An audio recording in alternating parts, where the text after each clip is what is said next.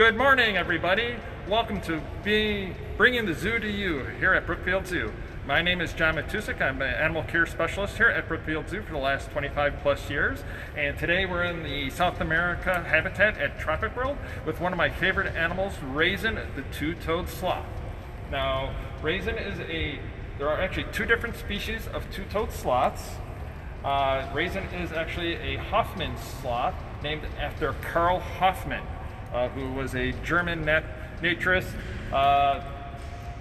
from the 1900s. Now, of course, there are other types of sloths. There's actually four other species of three-toed sloths, but Raisin here is a two-toed sloth. And of course, by the name, you can tell that two-toed sloths have two toes on their front legs. Three-toed sloths will have three toes on their front. But all sloths will actually have three toes on their back legs. Now, Raisin was actually born at Zoo Atlanta, April 29th, 2015. So she just turned 5 years old, and you may have seen her birthday, her being fed a birthday cake on Facebook and YouTube, possibly. So she is now 5 years old. Now, sloths are very special. They are actually related to anteaters and armadillos, and that's basically because of their lack of some teeth. They do not have all the teeth that you and I have. She does not have any incisors or front teeth. She only has one canine tooth on each side, and she doesn't like green beans. We've been feeding her green beans to keep her occupied, so we'll have to go back to grapes here. So basically they are just specialized and they're related to those guys. Now, sloths do live in Central and South America. Raisin here, her kinfolk, would be living in Central America and a little bit on the northern part of South America. Now, sloths, of course, live in trees most of their life. They do have a very slow metabolism, and this allows them to only need to go to the bathroom only about every 5 or 6 days or more. And to do this, they actually will come down to the ground to go to the bathroom. Now, I am feeding her grapes. Now, most sloths are vegetarians, except actually the Hoffman sloth. They've actually been found that they will raid bird nests and will eat the eggs and sometimes even the baby chicks. And they've also been seen eating lizards in the wild. And actually, we have another sloth with us that's on exhibit, but off the side is Lawrence, and his favorite is hard-boiled eggs. Now, Raisin lives on this habitat up in here, and she actually shares this habitat with Lawrence, the other two-toed sloth, and two GLTs, or golden lion tamarins, Morgan and Penny. Now, sloths can live up to 43 years. As I said, Raisin is only 5, so she's got a long way to go. The average life expectancy is about 25 years. We had Moss, who we had with us earlier, a couple of years ago before we got Raisin, and she lived to be 32, so that's pretty good for a sloth. Now sloths actually are not, everybody thinks sloths are very lazy, but they actually work very hard at conserving energy. And you can actually tell that, number one, by hanging, you save a lot of energy. And so hanging by these claws, you use a lot less energy. They have a special skeletal structure that helps them survive or live better by hanging upside down. If you notice her fur grows on her belly and it wraps around, so this way when it rains it acts like a shingle on your house. It actually helps the water run down. Now, sloths can give birth about once a year. Their average gestation is anywhere from 355 days to 377 days long. When they usually give birth to one pup at a time, per birth. And when they are born, they are fully furred. They do have claws, and they're very strong. They're very what they call precocial, which means they could survive without much care. And they actually will grip onto the mom. They'll actually stay with the mom for a long period of time, for at least a year and a half. Now, we try to take good care of our sloths here. We have a full-time zoo nutritionist that works for us, and to make sure that she gets a well-balanced diet. And we also watch and monitor their weight, their food consumption, and other general health. Now, how many of you saw the video of me feeding Raisin here some grapes earlier? Now, that wasn't just for fun. We are actually working to train and take care of her. Now, you remember I mentioned that Raisin does share the exhibit with Lawrence, a male sloth. Both are mature, so we are actually hoping that she will give birth, or they will breed and give birth to a baby sloth. So to help us take care of her, we are actually working with her, as she likes to look at the camera, to try to possibly ultrasound her in the future. We will be using a wand. We have a portable ultrasound machine that the vets use. So we'll be using a wand, something like this, just like they would use on people when they're pregnant, to check her belly. And what we want to do is we'll be ultrasounding her. We want to get used to us touching her and manipulating her. So this way we can get an ultrasound of the infant or the fetus inside her belly to make sure everything is going well and everything. So that's why we kind of do what we're doing with her, and that's part of the training. Now, hopefully, if you guys want, you can keep your fingers crossed, because you never know, and maybe 355 to 377 days from now, you might be able to come back to Brookfield Zoo and walk onto the exhibit and see Raisin and her little Raisinette, as I would like to call her. So I can keep on talking a little bit more about sloths. They're very interesting animals, but let's see if there's any questions out there right now. Why is her nose so wet? Why is her nose so wet? That she has a wet nose just like a dog. A lot of people believe that it helps with her smelling. How long are her claws? Her claws are normally about 1.5 inches, 2 inches. We actually have to keep an eye on that because sometimes they can grow too long, and we actually have to trim them back. How do they sleep? She sleeps on her back. This little basket here is actually what we call her sleep basket. She likes just to lay on her back down there. Sometimes they will curl up into a nook of a tree out in the wild and just kind of hang on. And that's what's great about the hooks, is because they can hook around something and they don't need to be constantly gripping. It's like you trying to hang on to a branch, you can only hang on for so long. Again, to help save some energy, the hooks will just actually act like a hook, and you can just hang there with very little use of energy. What's her eyesight like? Her eyesight is not very good. Actually, Hoffman sloths are more of a nocturnal sloth. Actually, your two-toed sloths are more of a nocturnal animal, where your three-toed sloths are more diurnal, meaning she's active a lot more at night, where the three-toed sloths are a lot more active during the day. But she does have a very good smell and hearing.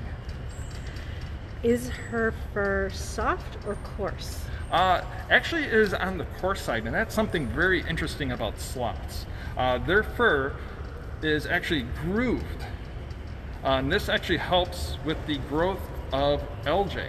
A lot of people seen sloths in the wild, and they're like, they're so lazy, they're green. Well, that helps them with their camouflage. So they're inviting the fungus or the algae to grow onto their fur, and they're given a spot so that they actually will help blend them into the forest and harder for predators to see.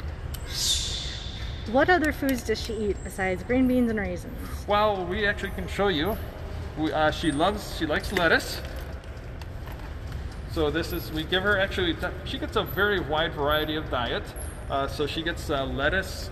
We also have carrots, zucchini. We have some yellow zucchini here. I don't know if she'll eat that for us right now. We can try a piece. As I said, carrots, sweet potatoes. They like other different types of fruit. There is a prepared diet called the Supreme Primate diet. It's like a natural, balanced kind of prepared dog food or cat food type thing, but it's basically has a lot of nutrition and nutrients in that we feed her. So she does get a variety, and it changes day by day. We always like to switch it up. I mean, after all, you don't like eating the same stuff over day after day either, so we try to not do that to our animals. Do they make any noises? Very little noises. When they get mad at you, they will actually hiss at you. Also, they will sometimes clack. They able to clack. That is a warning too. How they communicate between each other, there is reports that when it is breeding time that the female will call out looking for a male, but we have not heard that yet. Again, they're nocturnal, so she might be doing it during the night, just that we are not here. When they're on the ground, how can they move around? They're very awkward on the ground. They are designed to hang. If you saw her up moving around, she actually can move quite quickly through the branches, a lot quicker than people think. But when they're on the ground, it's very difficult for them because they don't have the right muscles as a dog would have or a cat would have to stand on all fours. So they kind of move very slowly. And also their feet, they have the claws and everything. So being on the ground is not the best, and that's why they spend most of their lives up in the tree and very rarely come down. The only times they really come down to the ground is to go to the bathroom, and that's every 5 to 7 days, or they also, if they've been known to give birth on the ground, but most of the time they also give birth up into the tree, in the trees. Does she have a tail? Does she have a tail? No, she does not. The sloth are one of the few mammals that do not have tails. Good question, whoever asked that one. That was Piper and Phoenix. Why doesn't Raisin accumulate algae in her hair? Probably because there's not enough sunlight coming through the skylight. She stays inside all the time, and so that's probably the main reason for that. How big do they get?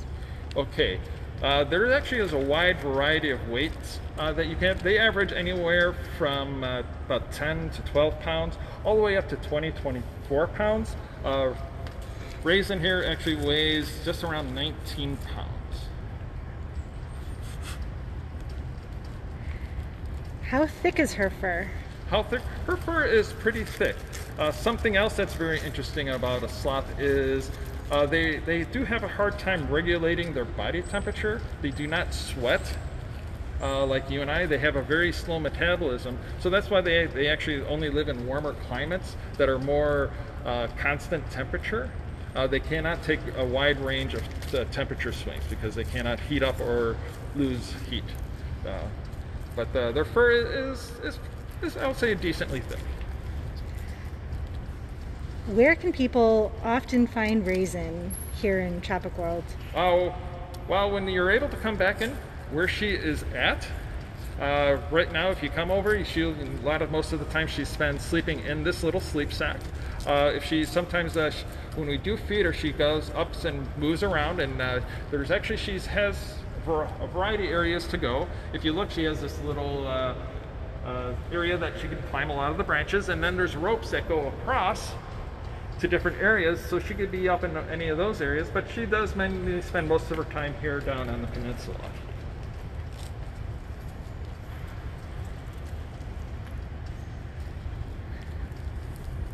What's her favorite food? Her favorite food is probably grapes. She does like her grapes. Green beans is also her favorite. Actually, she ate all the grapes I had for her. I do have one more. Wow, here you go, girl. Do you always feed her by hand? No, we do not. This is more of a special time. The only time we actually feed her by hand is we give her a few items to check her, because we want to make sure, again, we want to see her face, make sure she doesn't have any swelling in the face. Like sometimes we see animals get a tooth infection, just like you and I do, and or make sure if she's got a cold, check her eyes.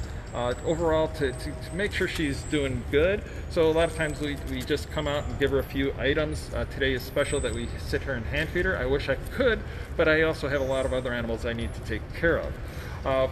We might be doing a little bit more because, again, as I said, we're trying to train her and get her used to us touching her, so we can do the ultrasound.